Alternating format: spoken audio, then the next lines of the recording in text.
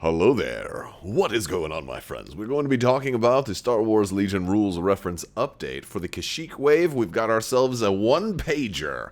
That's right, a single page filled with juicy gossip, spoilers, details, and multiple revisions. So we're going to be talking about all this cool kind of interesting stuff in today's video. We've got actually a lot to talk about, even though it is only one page. It's a lot of good, juicy page goodness.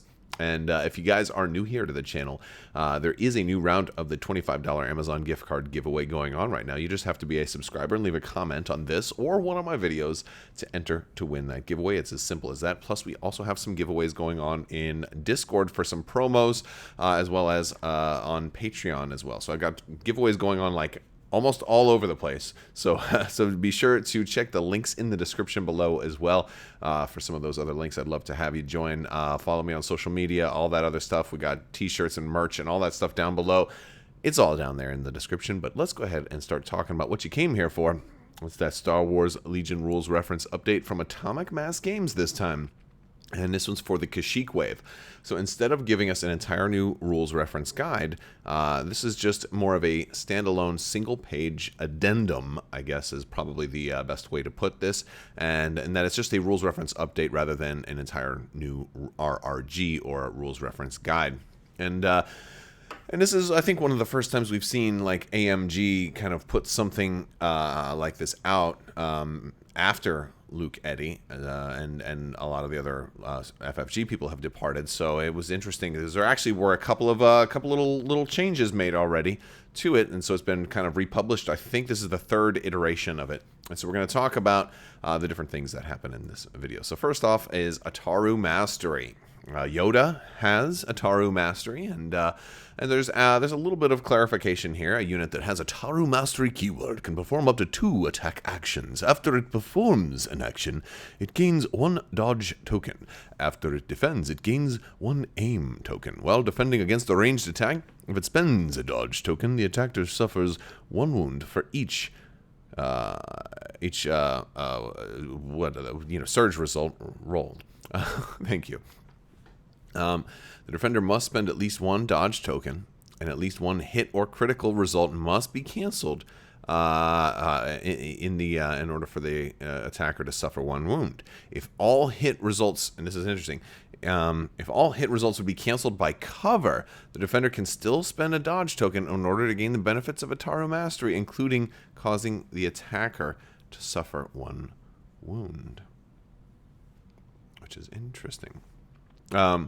So if Ataru Mastery is used against an attack that includes the immune to deflect keyword, it cannot cause wounds to the attacker. So that's just consistency with immune to deflect. But it's interesting that like some of these bullet points, like I think for the most part it's going to be self-explanatory, but there's going to be like corner cases where somebody has all the hits canceled by cover. And things like that. So this one is just interesting to me, the way that they've worded some of it. But I'm having a hard time trying to like come up with like that critical corner case where it's most likely to really happen outside of the ones that they've already given. So rest assured, Ataru Mastery is there.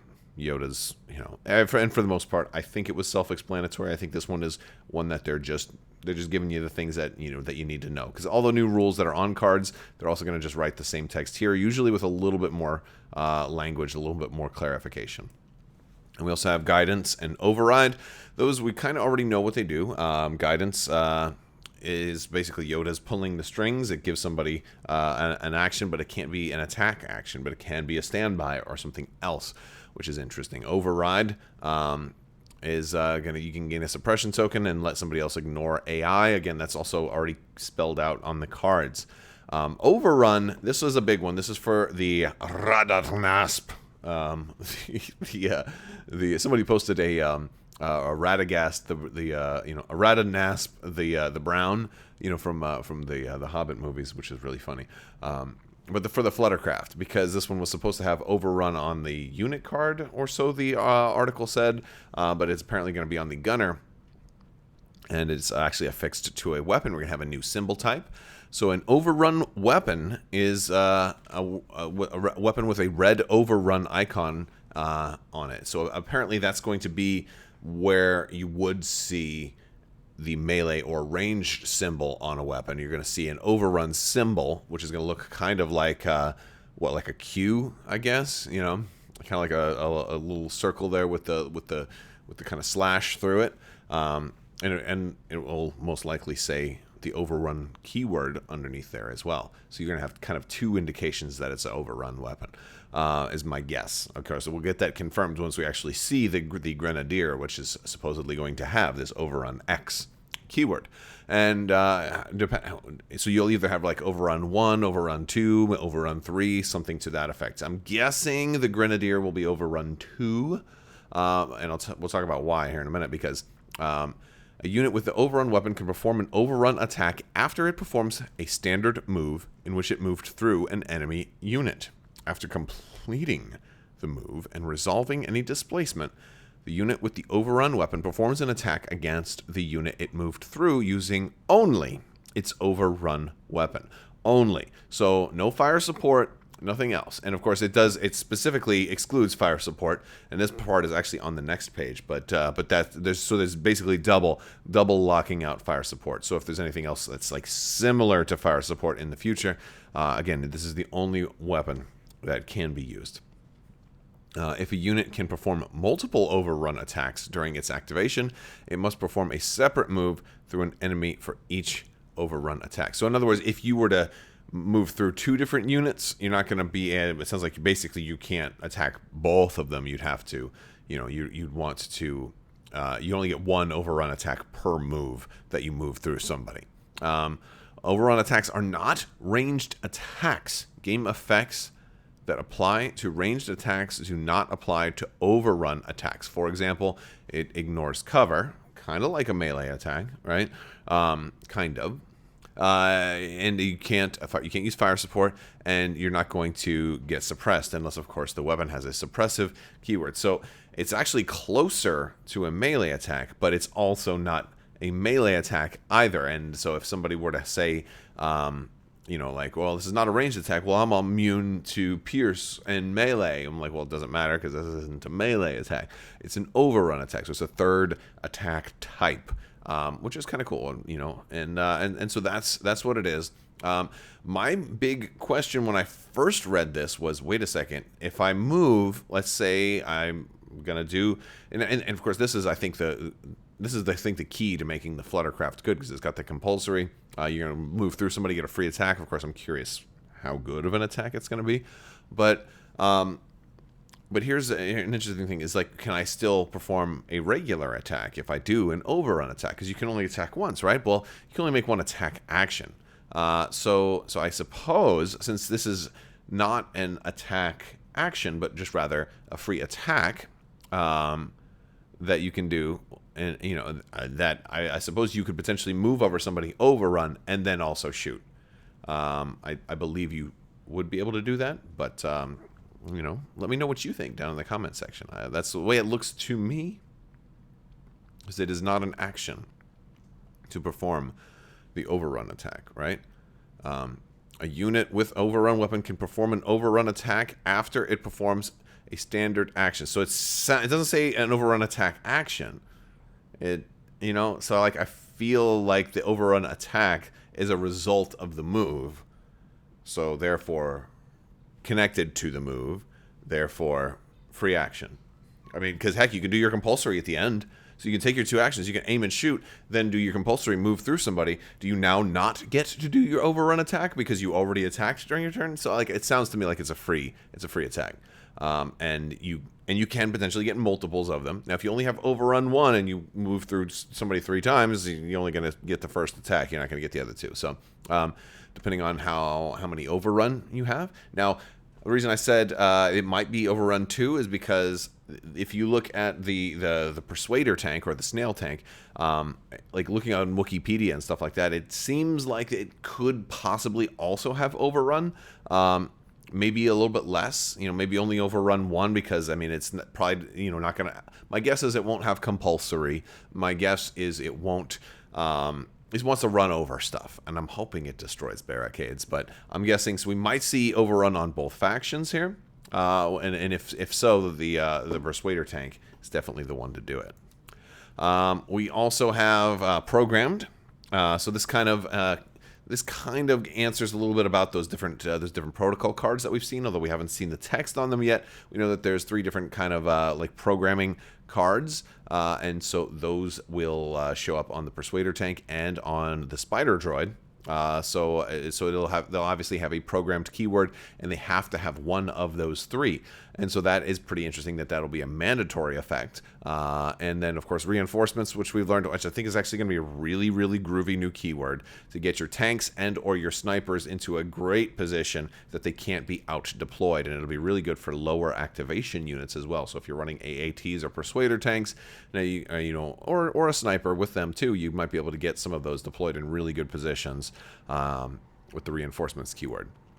Self-destruct is a new one. I figure this is probably going to be on the Spider Droid. I don't think the Persuader tank would have it, but I guess we'll have to wait and see. So we're getting all kinds of new types of attacks here, right? A weapon with a red self-destruct icon is a self-destruct weapon. Self-destruct weapons can be used only during self-destruct attacks. The self-destruct X keyword allows a unit to use the self-destruct weapon. A unit can perform a self-destruct attack as a free action during its activation if it has at least X wound tokens. This is exciting. A self-destruct attack is a free action with the following effect. Perform an attack using a unit's self-destruct weapon against each unit, friendly and enemy, at range 1 and in line of sight of the unit performing the self-destruct action. After performing all attacks, the unit performing the self-destruct attack is defeated and removed from play. Self-destruct actions are ranged. Our self-destruct attacks are ranged attacks. So it kind of turns you into a mine, right? I just recently played Bombing Run, and it's kind of the same thing, or if you got any saboteurs or anything like that. So that's kind of cool. I like that, and I kind of expect the droids will have that. But for example, we have a little bit of a confirmation that it's droids too, because the first version of this document, I guess, had the DSD-1 Dwarf Spider Droid could perform it, and that if it has at least 4 wound tokens, then it can do a self-destruct 4 keyword. So this was, and then of course this was removed for the next version. So I thought that was kind of interesting. So that's self-destruct. We have Strategize X. This one was changed also. And this was I think the 3rd version of this document. So when a unit uses Strategize X, it gains a suppression token to choose up to X friendly units at range 1. Each of those units gains an aim and a dodge token. This is kind of how it was. We've already seen with the super tactical droids, there's a version that has Strategize 1 and Strategize 2. I prefer Strategize 2, right? Like, the better the number, the better it is. It's going to give you a suppression. It's going to hand out some aims and dodges. And it was like, I'll take 1 suppression, and I'm going to give out 2 aims and 2 dodges. That's really golden. Well, this is kind of funny because this is what was published on the second the second update, which caused a quick. This was just a little accidental. So depending on when you first looked at this document, you may have seen this version, which caused a little bit of a brief controversy. When a unit with Strategize X, it gains X suppression tokens. So I'm like, oh, so that means the Strategize 2 is worse. To choose a friendly unit at range 1. That unit gains X aim and X dodge tokens. And wow, so I'm going to give one guy 2 aims and 2 dodges? I thought I could do 2 guys an aim and a dot, And so I'm like, that just doesn't look right. I'm like, did they change it? Did they need to update the rules reference guide before it, already, before this unit even came out? And so then they updated it and they put this one back out there. So yeah, so that is so depending on when you've seen the rules reference guide, you may have seen the current version, which is the correct version, which matches the writing on the cards for the super tactical droids. Or you might have seen this one, which is a little bit crazy. So this one is not correct. This one was a little mistake, and that's our rules reference update. And then again, they're making a lot of little changes. That there might even be some changes made after, what is this, version 2.02. So I'm recording this Friday night. So if you're watching this Saturday morning and there's already a new version, then maybe I just missed it. But I think they've got it. I think it looks good right now. And Overrun looks interesting. Self-destruct looks interesting. And programmed doesn't tell us much. You know, it really doesn't. We're going to have to wait and see those cards, but it's nice to know that it's a mandatory effect. And I'm glad we got Strategize kind of hammered out and gone through everything. You know, little mistakes like that happen, and that's okay. You know, AMG's still brand new to this, to all these Star Wars games. They're still cranking out a new expansion every month for Marvel Crisis Protocol or more. And you know, they're still learning these games, and you know, when they're publishing this stuff, people will make little mistakes, and they're still learning. A lot of us have been playing for a long time, and we're still learning too. And so I think to some of my recent comments about like Armada being put on pause or whatever you want to call that right now, and I'm like, well, it's not so bad that they're not making any Armada content right now, because I think they need to get acclimated before they do, because like, you know, this document was live, I think within the first 2 or 3 hours that it was live, it was already had 3 revisions. So so it's like, all right, they need something. Give them time. Give them time. Let's be patient. They're human beings. And AMG, thanks for putting out a cool rules reference update. This looks good. I can't wait to see the next thing. Thanks to Alex Davey for working on this wave. Thanks for Luke Eddy for working on all things Legion. And can't wait to see what the next wave is in store for us. And of course, we'll be bringing you that coverage. I wonder if we're going to get some more hints as to the next wave and the next mini extravaganza, which is coming up in a couple of weeks. So stay tuned. We'll be covering that. That's all I've got for today, guys. I want to thank you all so much for watching. Thanks to my patrons. You guys are absolutely amazing, and I couldn't do this without your continued support. So stay tuned, and always remember, when you're putting headphones, they go on your ears, not on your hiney.